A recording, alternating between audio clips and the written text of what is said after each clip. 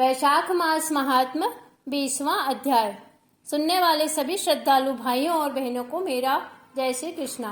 चलिए आज हम 20वें अध्याय की कथा सुनते हैं। शांताकारं भुजगशयनं पद्मनाभं सुरेशं विश्वाधारं कमल सदृशं मेघवर्णं शुभांगं लक्ष्मीकान्तं कमलनयनं योगभिर्ध्यानगम्यं वंदे विष्णु भवभयहरं सर्वलोकैकनाथम्। व्याध कहने लगा कि हे ब्रह्मन, परमात्मा ने यह करोड़ों जीव क्यों उत्पन्न किए हैं? इनके भिन्न भिन्न कर्म अनेक सनातन मार्ग हैं और इनके स्वभाव एक से क्यों नहीं? यह सब मेरी जानने की इच्छा है। शंख मुनि कहने लगे कि सत्वगुणी, रजोगुणी और तमोगुणी 3 प्रकार के मनुष्य होते हैं। इनमें सत्वगुणी कर्म करते हैं, रजोगुणी कर्म करते हैं और तमोगुणी कर्म करते हैं। इन गुणों की विषमता, न्यूनता और अधिकता से मनुष्य वैसे ही कर्म करता है। उन्हीं के फल भोगने से मनुष्य कभी सुखों और कभी दुखों को प्राप्त होता है। प्रकृति के जीव इन्हीं तीनों गुणों से बचे हुए हैं। गुण कर्म के अनुसार ही कर्म का नाश और फल होता है। प्रकृतिस्थ मनुष्य प्राकृतिक गुण कर्मों से अभिभूतिन है और वे प्राकृतिक गति प्राप्त करते हैं और प्रकृति का कभी नाश नहीं होता। तमोगुणी पुरुष सदैव निष्ठुर, निर्दयी और सबसे द्वेष रखने के कारण सदा दुखी रहते हैं। राक्षसों से लेकर पिशाचों तक सब तामसी गति को प्राप्त होते हैं। रजोगुणियों की बुद्धि पाप और पुण्य मिली हुई होती है। वे पाप और पुण्य दोनों करते हैं। इस कारण स्वर्ग और नरक दोनों में जाते तथा सुख व दुख दोनों ही भोगते हैं और यह मंद भागी सदैव संसार में जन्म लेते हैं। सत्वगुणी धर्मात्मा, दया वाले, पराई निंदा न करने वाले तथा श्रद्धावान होते हैं। यह सत्वगुणी वृत्ति वाले महातेजस्वी पाप रहित ऊपर के लोकों को जाते हैं। यह अपने गुण और कर्मों के अनुसार कर्म करते हुए भगवान के समीप पहुंच जाते हैं। पूर्ण काम भगवान विष्णु में कोई विषमता नहीं है। वे उत्पत्ति, पालन और संहार समान भाव से करते हैं। समस्त जीव अपने अपने कर्मों के अनुसार फल भोगते हैं। जैसे बाग में माली सब वृक्षों को पानी देता है और वह एक ही मार्ग में से समान ही सींचे जाते हैं, परंतु सब वृक्षों की प्रकृति अलग अलग होती है। बाग लगाने वाले को कुछ विषमता नहीं होती। तब व्याध कहने लगा कि हे मुने, पूर्ण भोग वाले मनुष्यों की मुक्ति कब होती है? सृष्टि काल में या अंत काल अथवा स्थिति काल में? सृष्टि की स्थिति तथा संहार काल की मर्यादा कितनी है? शंख बोले, 4 सहस्त्र युगों का ब्रह्मा का एक दिन और इतनी ही रात्रि होती है। इस प्रकार दिन रात मिलाकर ब्रह्मा का एक अहोरात्र होता है। 15 अहोरात्र एक पक्ष और 2 पक्षों का एक मास होता है। 2 मास की एक ऋतु, 3 ऋतुओं का एक अयन और 2 अयन का एक वर्ष होता है। इसी प्रकार ब्रह्मा जी के 100 वर्षों का एक ब्रह्मकल्प होता है। इसी को वेद के जानने वाले प्रलय का समय कहते हैं। प्रलय 3 प्रकार की होती है। एक मानव प्रलय जिसमें मनुष्य का अंत होता है, दूसरा दैनंदिन प्रलय और तीसरी ब्रह्म प्रलय। ब्रह्मा जी के एक मुहूर्त में एक मनु ही प्रलय होती है। इसी प्रकार जब 14 मनु हो जाते हैं तब एक दैनंदिन प्रलय होता है। मनवंतर प्रलय में पृथ्वी, आकाश और पाताल तीनों लोकों का लय हो जाता है, परंतु इस मनवंतर प्रलय में चैतन्य जीवों का नाश ही होता है, किंतु लोकों के स्वरूप का नाश नहीं होता। केवल उन लोकों में जल प्लावन हो जाता है। फिर मनवंतर के अंत में चैतन्य जीवों की पुनः उत्पत्ति हो जाती है। लेकिन दैनंदिन प्रलय में लोक और लोकस्थ सबका नाश हो जाता है। सिर्फ एक सत्य लोक ही रह जाता है। ब्रह्मा जी के शयन करने पर चैतन्य अधिभूतों सहित सबका नाश हो जाता है। कोई कोई तत्वाभिमानी देवता और मुनि बचे रहते हैं तथा सत्य लोक के शयन करने वाले भी रह जाते हैं, जो कल्प भर तक सोते रहते हैं। फिर रात्रि के समाप्त होने पर ब्रह्मा जी पुनः सृष्टि की रचना करते हैं, जिसमें देवता, ऋषि और पितृलोक व वर्ण धर्मों सहित सबकी अलग अलग रचना होती है। भगवान विष्णु नियम पूर्वक 10 अवतार धारण करते हैं और अन्य देवता ऋषि कल्प के पश्चात ब्रह्मा जी के द्वारा फिर सो जाते हैं। जो ब्रह्मा जी के साथ ही मुक्ति पाने वाले हैं वे सब ब्रह्मलोक ही में निवास करते हैं तथा जो सिद्धि प्राप्त राजा, साधु और सिद्ध ब्रह्मलोक में रहने वाले हैं वे सत्यलोक में ही रहते हैं, यहाँ नहीं आते। तथा जो उस राशि पर जाने वाले उसी नाम से श्रुति में तथा रीति स्थित हैं वे फिर जाते हैं। अपने अपने कर्म कर्ता अपने अपने गोत्रों में जन्म लेते हैं। जब कलयुग समाप्त हो जाता है और सब दैत्यों का नाश हो जाता है, तब वे भी कलयुग सहित अपनी गति को जाते हैं। वे अपने कर्मानुसार वैसे ही कर्म करने वाले होते हैं। शंख कहने लगे कि हे व्याध, अब मैं तेरे सामने सृष्टि काल और मुक्ति काल का वर्णन करता हूँ। भगवान का एक निमेष ब्रह्मा जी के एक कल्प के बराबर होता है। उतना ही समय पलक का खुलना। निमेष के अंत में उन्हें अपने कुक्षस्थ लोकों की रचना की इच्छा होती है। तब सब लोकों और सब जीव समूहों को अपने उदर में रखता है। उनमें से कितने ही सृजन योग्य, कितने ही मुक्ति और कितने ही ऐसे होते हैं जिनका लिंग देह छूट गया है। वे सुप्त हैं, संसार में स्थित हैं और वे सब संसार से तमोगुण संबंध युक्त होते हैं।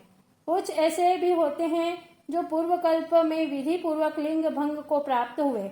मानव पर्यंत जीव कोश जीवोन्मुक्त और मुक्तिगामी जो पूर्व कल्प में विमुक्त हो, ब्रह्मा जी से लेकर मनुष्य तक विष्णु की कुक्ष गति होकर भी ध्यानावस्थित रहते हैं। उन्मेष के प्रथम भाग में चातुर्व्यूहात्मक विभु षडगुण होकर व्यूह में स्थित वासुदेव ब्रह्मा जी की सायुज्य मुक्ति देते हैं। तत्पश्चात महात्माओं को तत्वज्ञान रूपी सारूप्य मुक्ति देते हैं तथा देवाधिदेव जनार्दन अन्य मनुष्यों को सालोक्य मुक्ति देकर अनिरुद्ध रूप में संपूर्ण स्थित लोकों का अवलोकन करते हैं। वासुदेव आदि से लेकर पूर्ण गुणों से युक्त चतुर्व्यूहात्मक को महाविष्णु भगवान भिन्न कर्म और आशय वाले लोक की रचना हुए स्वयं पूर्ण काम करते नेत्र खोलने के अंत में पुनः योग माया का आश्रय लेते हैं। व्यूहस्थ संकर्षण से चराचर का नाश करते हैं। यह सब उस भगवान का वर्णन होने वाला कार्य है। यह कार्य ब्रह्मादिक और योगियों द्वारा भी कहा नहीं जा सकता। इतनी कथा सुनकर व्याध कहने लगा कि हे मुनि, भागवत धर्म क्या है और किन धर्मों से भगवान प्रसन्न होते हैं। शंख कहने लगे कि जिस धर्म से चित्त की शुद्धि हो और सज्जनों का उपकार हो, उसी को सतो धर्म, जिसकी कोई निंदा न करे, जो धर्म श्रुति और स्मृति के अनुकूल हो और कामना रहित हो, लोक से विपरीत न हो, उसे ही सात्विक धर्म समझना चाहिए। वर्ण आश्रम के विभाग से वह धर्म 4 प्रकार का है तथा उसमें से प्रत्येक 3-3 प्रकार हैं, नित्य, नैमित्तिक तथा काम्य। जब यह धर्म विष्णु भगवान के समर्पण किए जाए तब उनको सतोगुण युक्त भागवत धर्म कहा जाता है। जब किसी कामना के लिए दूसरे देवताओं का समर्पण किया जाए तो रजोगुण युक्त और राक्षस पिशाच आदि लोक निष्ठुर देवताओं का पूजन करना तथा तमोगुणी कर्म है। सत्वगुणी भगवान के निमित्त सत्वगुणी कर्मों को करते हैं, वे ही भागवत धर्म है। जिनका चित्त सदैव भगवान के चरणों में रहता है, जीवा पर भगवान का नाम चरणों को हृदय में धारण करते हैं, वही भागवत धर्म है। जो सदाचारी परोपकारी है तथा मयताहीन है, वही भागवत धर्म है। जिनको शास्त्र, गुरु, साधु और कर्म में विश्वास है और सदा ही भगवान की भक्ति में लगे रहते हैं, वे ही भागवत हैं। जिनको भागवत भगवान के धर्म मंतव्य है तथा जो श्रुति और स्मृति में बतलाया गया है, वही धर्म है। सब जगह घूमना, सब कर्मों को देखना, सब धर्मों को सुनना, परंतु चित्त को विषयों में रखने वाले पुरुष कुछ भी नहीं कर सकते। कामना रहित और श्रद्धा से जो कर्म विष्णु निमित्त किए जाते हैं, वे ही भागवत धर्म है। सत्पुरुषों का मन साधुओं के दर्शन से कृतकृत्य हो जाता है। जैसे चांदनी को देखकर चंद्रकांत मणि इस लोक और परलोक में सुख देने वाले धर्म को बहुत हैं, परंतु भगवान को प्रसन्न करने वाला धर्म संपूर्ण पापों का नाश करने वाला है। जैसे दही में से मक्खन निकाल लेते हैं, वैसे ही वैशाख के धर्म विष्णु भगवान ने लक्ष्मी को क्षीर सागर में सबके हित के लिए बतलाए हैं।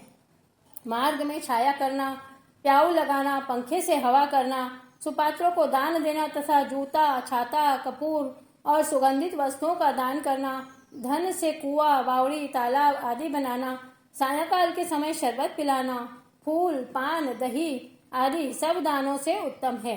रास्ते के थके हुए को लवण मिली छाछ का दान, उबटन करना, ब्राह्मण के चरण धोना, चटाई, कंबल, पलंग, गौ, शहद, तेल, सायंकाल में ईख, ककड़ी तथा रसायन का दान, पितरों का तर्पण, यह सब कार्य वैशाख में करने योग्य है।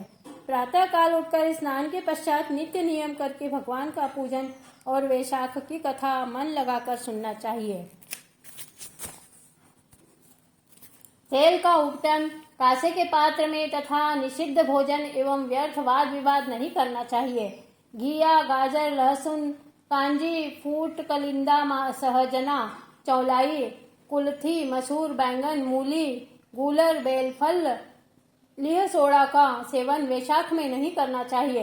यदि इनमें से किसी भी चीज का सेवन करे तो चांडाल योनि को जाता है, फिर 100 जन्म तक पशु योनि में जाता है। भगवान की प्रसन्नता के लिए व्रत करने पश्चात भगवान की मूर्ति बनाकर वस्त्रों सहित ब्राह्मण को देवे। वैशाख शुक्ला द्वादशी को दही, अन्न, जल का घड़ा, पान, फूल, जूते समेत छतरी, ब्राह्मण भोजन, दान, शीतल जल लेकर यह कहकर कि यह धर्मराज के निमित्त करता हूँ, ब्राह्मण को देवे। अपसव्य होकर गोत्र सहित उच्चारण करके संकल्प करे। पहले दही और अन्न पितरों को, फिर गुरु और फिर विष्णु के निमित्त देवे। शीतल जल और कांसे के पात्र में दही, अन्न, तांबूल, दक्षिणा और फल रखकर कहें कि हे विष्णु भगवान, मैं वैकुंठ की प्राप्ति के लिए यह सब दान करता हूँ, और सत्पात्र ब्राह्मण को दान देवे।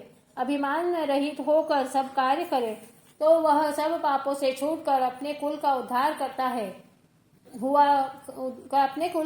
करता हुआ सूर्य मंडल को भेद कर योगियों को भी दुर्लभ विष्णु लोक को जाता है।